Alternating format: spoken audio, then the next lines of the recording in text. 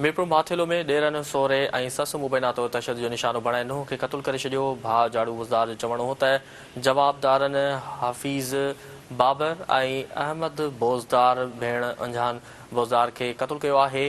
भेण खे तशदुद करे क़तलु कयो वियो। पुलिस बास जवाबदारनि खे गिरफ़्तार न करे रही आहे। अव्हां खे आगाह करे रहिया आहियूं त मीरपुर माथेलो में ॾेरनि सोहरे ऐं ससु मुबैना तौरु तशदुद जो निशानो बणाए नुंहुं खे क़तलु करे छॾियो। भाउ झाड़ू बुज़दार जो चवणु आहे त जवाबदारनि हफ़ीज़ बाबर ऐं अहमद बोज़दार भेण खे क़तलु कयो आहे। भेण खे तशदुद करे क़तलु कयो वियो। पुलिस बासर जवाबदारनि खे गिरफ़्तार न करे रही आहे।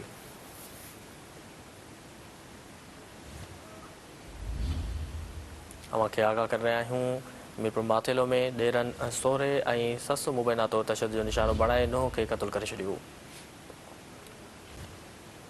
भाउ झाड़ू बुज़दार जो चवणो हो त जवाबदारनि हफ़ीज़ बाबर ऐं अहमद बोज़दार भेण खे क़तलु कयो आहे। वधीक तफ़सील मालूम कंदासीं। टच लाइन ते मौजूदु आहे मीरपुर माथेलो खां Sindh TV news reporter Ashraf Shah. जी अशरफ, मीरपुर माथेलो में ॾेरनि सोहरे ऐं ससु मुबैना तौरु तशदुद जो निशानो बणाए नुंहुं खे क़तलु करे छॾियो। वधीक तफ़सील नवां ॾाका कजो। जी बिल्कुल कयूं। मीरपुर माथेलो में ॾेरनि ऐं ससु सहुरे पंहिंजी नुंहुं ते मुबैना तशदुद करे क़तलु करे छॾियो आहे।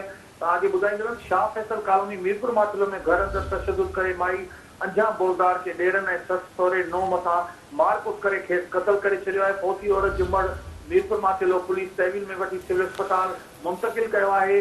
नारी जे संदसि भाउ झाड़ू बोज़दार जो चवणु आहे त जवाबदारनि हफ़ीज़ बोज़दार बाबर बोज़दार अहमद बोज़दार समेत ॿियनि मुंहिंजी भेण खे तशदुद करे क़तलु कयो आहे, जेको असां सां ज़ुल्म आहे। उन इल्ज़ाम आहे त जवाबदार बासर हुजण करे मीरपुर माथेलो पुलिस गिरफ़्तार नथी करे। अस्पताल अमले पारां ज़रूरी कार्रवाई बाद मर्द वापसन हवाले कयो वियो। मर्द पहुचण ते घर में रोज़ राड़ू ऐं कोराम मची विया होड़ा।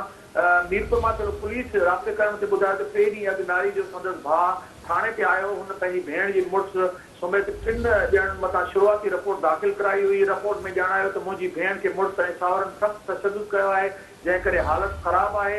हुन चयो त नारी फौत थी वई आहे। वारसनि खे अस्पताल लाइ लेटर ॾेई फौती नारी जो मर्द अस्पताल मुंतक़िल कयो आहे। पुलिस जो वधीक चवणो त पोस्टमार्टम रिपोर्ट अचण खां पोइ केस दाख़िल करे वेंदो। जी केस दाख़िल कयो वेंदो। ठीकु आहे शिव शाह, तफ़सील ॾियण लाइ वॾी महिरबानी।